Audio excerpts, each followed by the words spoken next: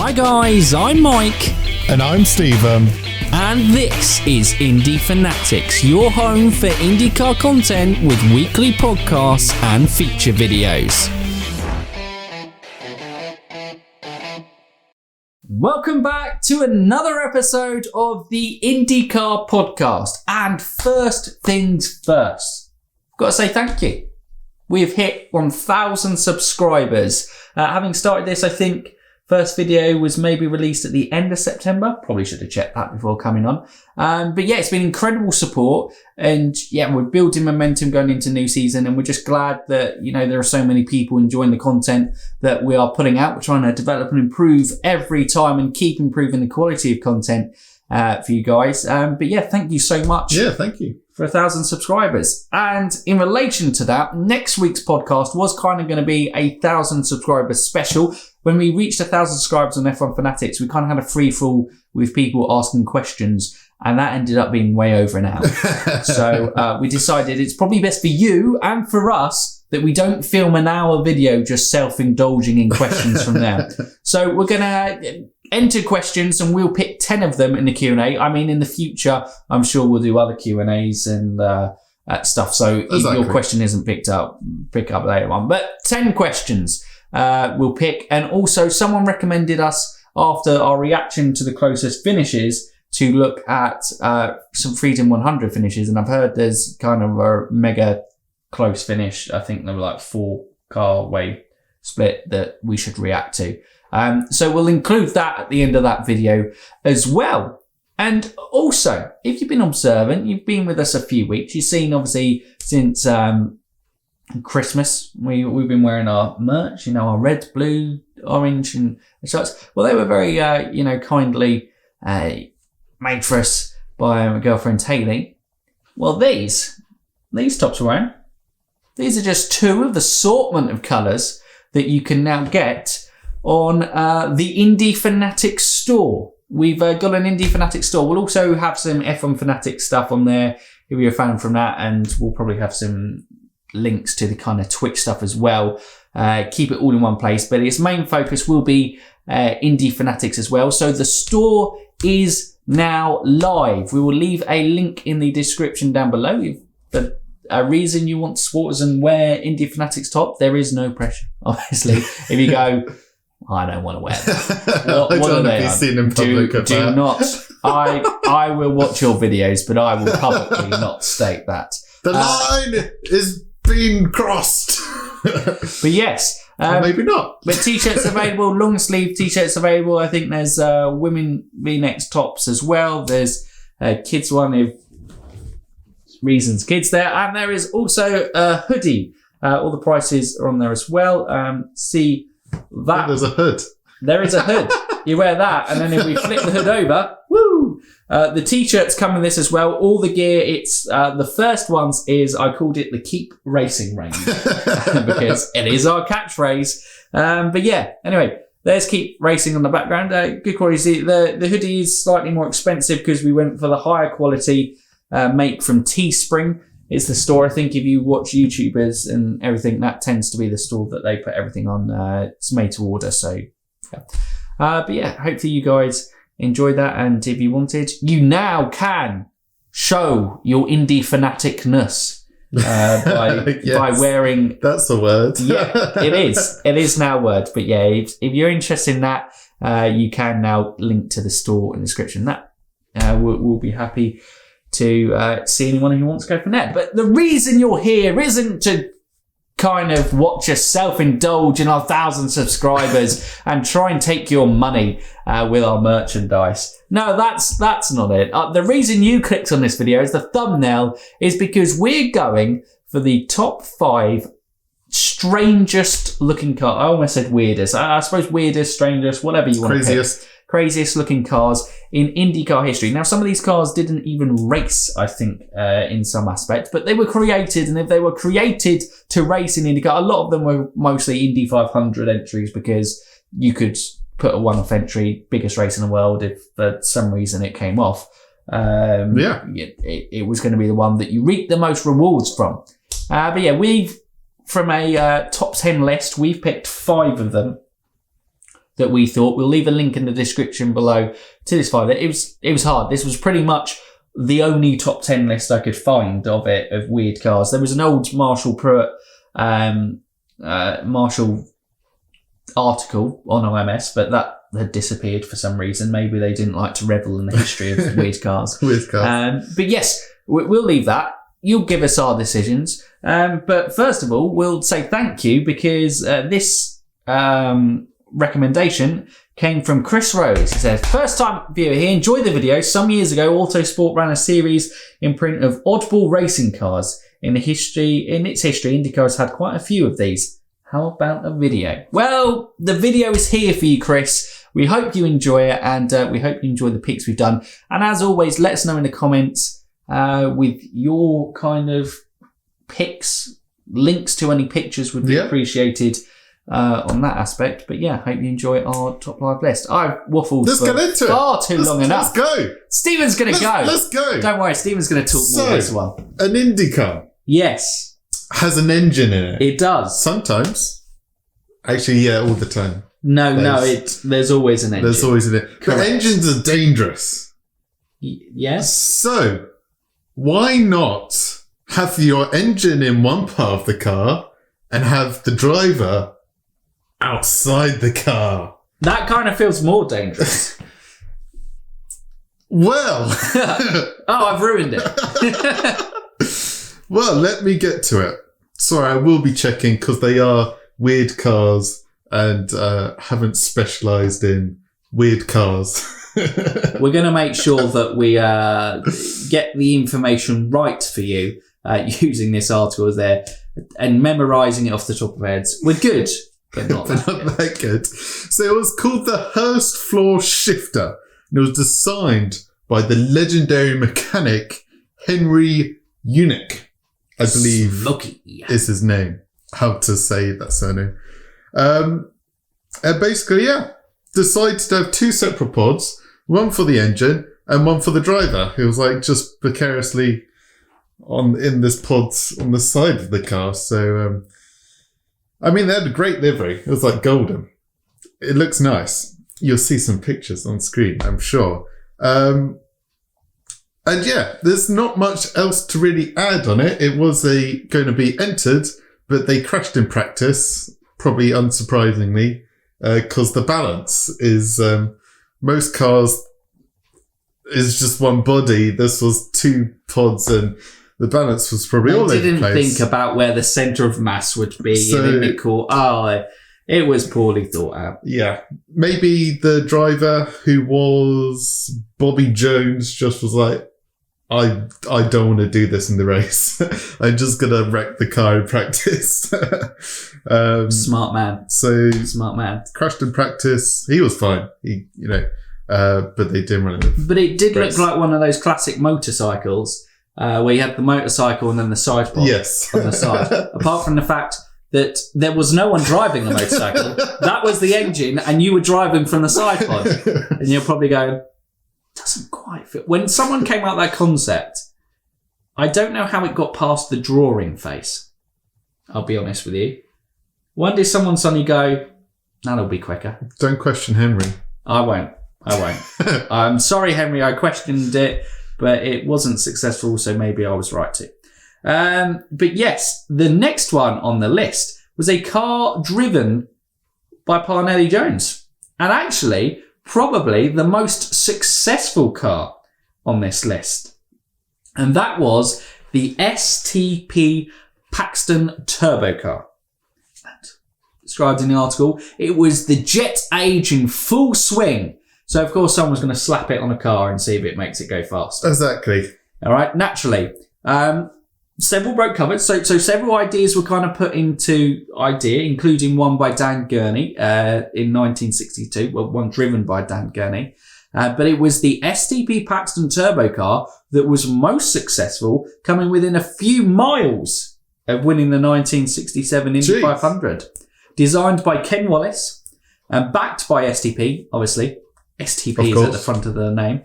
Its debut was delayed by the discovery that the aluminium frame was warping due to the intense heat of turbine. Yeah, that would be worrying. Yeah. That would concern me. Yeah. The issue was solved, though. It was entered into the 1967 500. Like we said, almost coming close. It's so close, in fact, that it led until the race. Words there I could not read. Basically, 3 laps out, some bearings broke on it, and it had to retire. 3 laps away from the turbo car being it, and also just looking at it, it's quite cool. It almost looks like a surfboard style car. So the driver was to the right of the engine, again displacing the driver slightly, but they didn't just put the driver out there. They did still have him next to this jet engine. But anyway, this jet engine. You pass over that. USAC were switch on to this, and they're going, hang on a minute, let's not let this jet engine thing get out of hand. That's banned. That's not going to happen again. Cars, not planes. The last note on it was quite funny. I like this bit of the quote. Driver Parnelli Jones was suitably impressed when he tested it at Phoenix in early 67, even though the throttle took 3 seconds to respond. What? Sorry? What do you mean? So was he starting the race going, guys, I've got to anticipate 3 seconds ahead when the green flag's going to come in, because that's when my throttle's going to That's how long it takes the jet engine to spiral up. You're clear. Yeah, that's it. That's the next on the list. Nuts. What are that? And it just looked quite flat. It looked quick. I'll give you that. It looked quick, and it was quick. Clearly, it nearly went around, and it retired. Because it nearly fell apart. There we go. Yes. No, that was it. Next on the top 5. More is sometimes better, and clearly, someone thought more wheels was better for speed. Maybe. Wow. It feels... Formula One obviously tried this in the 70s, I believe it was. The Tyrrell 6-wheeler actually was 60s, I think. Yeah, I feel like a lot of racing series, some guys gone, you know what, I'm going to stick 6 wheels on here because that's better than 4. Just simple maths. 6 is greater than 4. More contact points. Car greater than normal car. Yes. So this was the Clancy Special. Already incredible, right? But the interesting thing about this, obviously, we'd say every race series has probably played around with it. This was in the 1948 when good old Billy DeVore turned up to the Indy 500 with... We'll apologise if we got that wrong. Yes, I drove a truck through that name. Maybe I got it right, maybe I didn't. It's the only 6-wheeler that's competed at the Indy 500. And turns out 6 wasn't really better than 4. No, it wasn't. They were great in a straight line speed. But it turns out at the Indy 500, some may not know, but there's turns. There's 4 of them. There are 4 of them. You have to turn left. Complete the oval. So it didn't do quite well on the turns. If the Indy 500 was just a straight line, probably would have won. Drag racing, but you're in. They did finish, which is incredible. They finished the race. They were classified 12th. There we go. So technically, that's the best car so far. Yes. The first one didn't make it past practice. The second one made it 3 laps to the end. This one finished. Was classified 12th, yeah. The driver was... I think it was just DeVore. Yeah. Brought his own car, drove his own car. That's what you do. Yep. The beauty of it. Right, next one up. Now, the next one up, I think definitely looks the coolest of the entries on the list. Okay. It is literally like a rocket ship. Unfortunately, by looking the coolest, strangest, weirdest car, it wasn't very good. Oh. But we're going to get there. So basically, next on the list... It hasn't got much competition so far. I feel the key to being on this list is you need special in your name.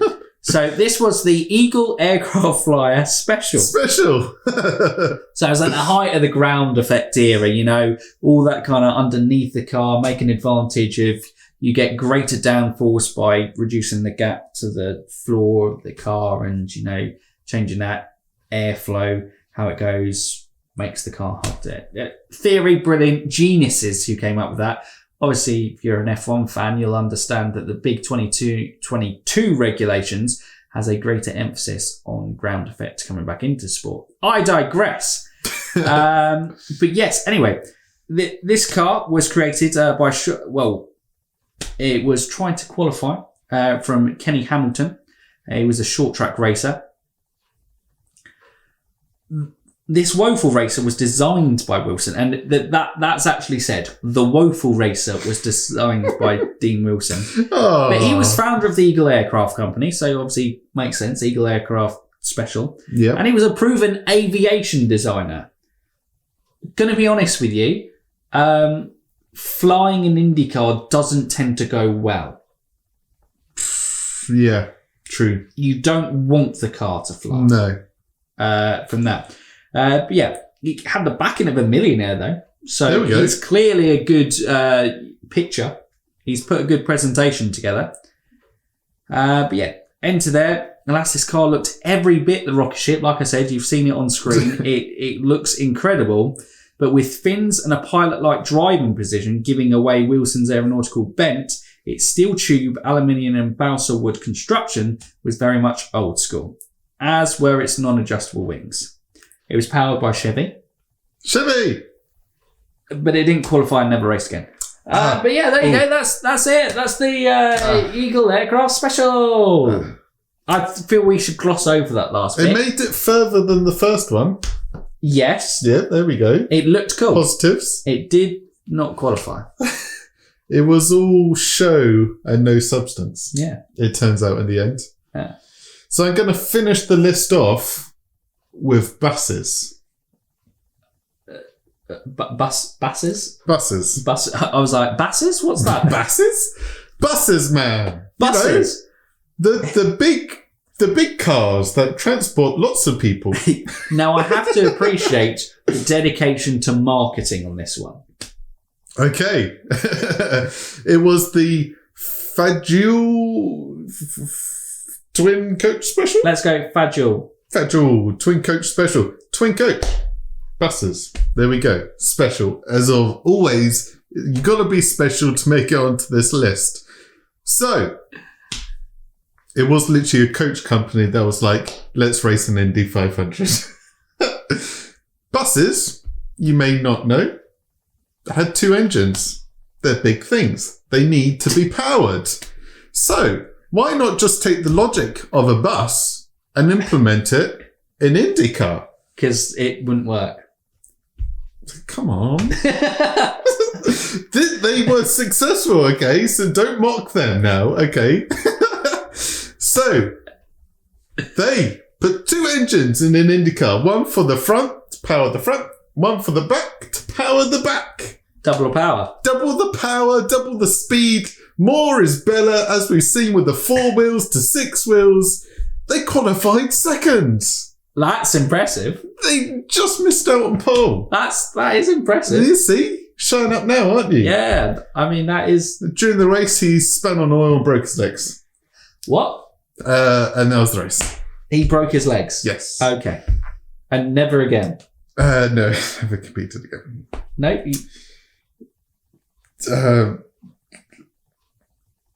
I don't think it's so.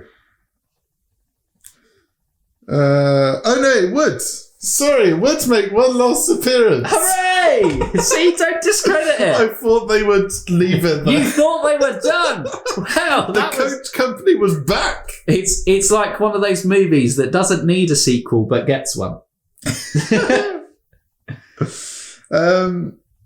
In 1948, it made one last appearance. It first raced in. It doesn't actually tell me here. I'm going to presume 1947. Probably. It probably only raced 2 years, didn't it? But there we go. A coach company entered in the 500, made a bus, and qualified second. I could have probably, I don't know where they were when he hit a patch of oil. Wasn't really, the car didn't break or anything. Maybe he would have won. I don't know. But that was just classic IndyCar. You had oil on track, and if you hit it, that's your race. I mean, what a weird and wonderful list. What a weird and wonderful podcast we've given you for today. Here's how we celebrate 1,000 subscribers. We give you the weirdest looking Indy cars in the history of the sport. But no, thank you, Chris Rose, for that. It was interesting going back. Like we said, we'll leave a link in the description to the article so you can obviously go through a bit more detail from our paraphrasing of it. And there were 5 more cars on the list that we didn't add there, so you can look there and you can give up you can give us your top 5. There we go. That's what I was saying. There we go. Words were struggling to come out of my mouth there, clearly. But also, so that's it for today. But do you want to tell people what the feature video is this week, Stephen? The safety of IndyCar. Safety through tragedy. Yeah, we might not go through that title. I don't know. We haven't decided on the title We've basically been watching a couple of documentaries, and IndyCar's got a great history of development of safety. Obviously, as all racing series where they started, very dangerous, but the way they've constantly developed and kind of been leaders in the field, it's a very interesting story. And so we're putting it into a bit of a series, a mini-series of feature videos. 3-part series, which will cover you through our feature videos for the rest of March. It's going to be over the next 3 weeks. So we hope you look forward to that series as well. We certainly look forward to doing it. And it's an important part to see how it's developed. And, you know, I would say IndyCar is probably the gold standard around the world. They definitely, with the IMS hospital, have the gold standard in terms of medical facility at a racetrack around the world. So, yeah, it's fantastic to see the journey to the point that we're at now. Yeah. Absolutely. But that's it from us today, guys. Comment down below with your thoughts on today's podcast. And if you're new around here or haven't done so already, Stephen, you can like, subscribe, and ding that bell. Ding it. So for now, you Indy fans, keep racing.